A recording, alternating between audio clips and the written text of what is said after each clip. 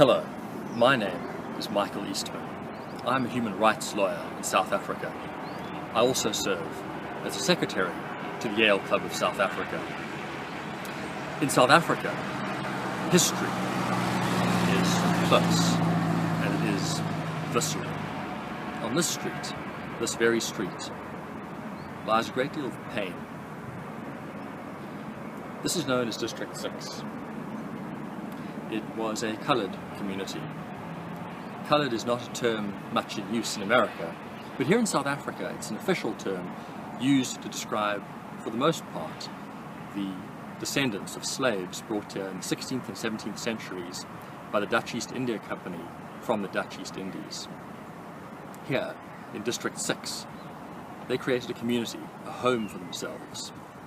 But in the 1970s, the white minority apartheid government brought in its bulldozers and applied the Group Areas Act, a law designed to keep the different races of South Africa separate. They bulldozed down the buildings and they evicted the people to far-flung slumlands. They then built a new suburb called Zonneblom in its place. Zonneblom was whites only.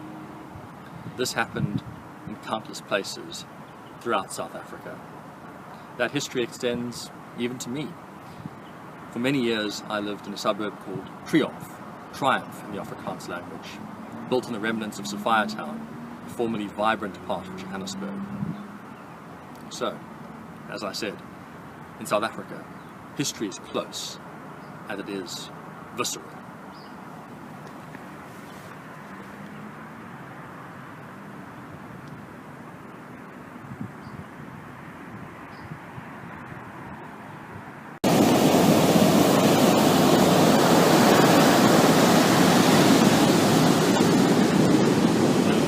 Hello, I'm Philippa Smith.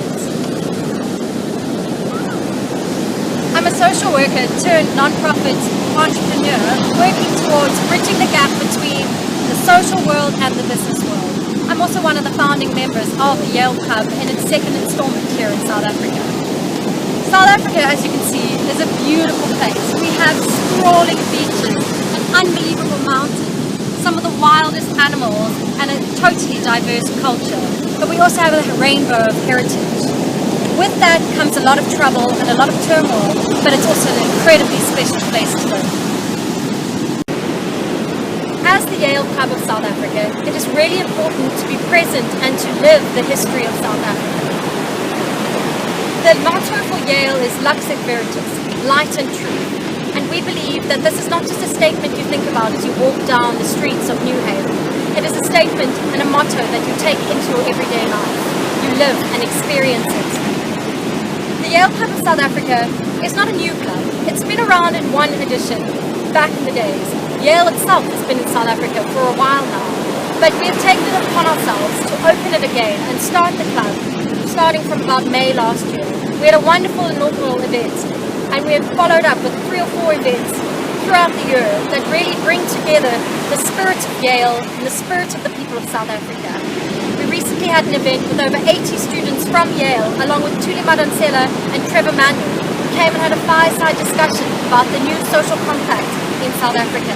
We truly believe that the Yale Club of South Africa is living out the experiences and the life of South Africans, as well as our experiences from America.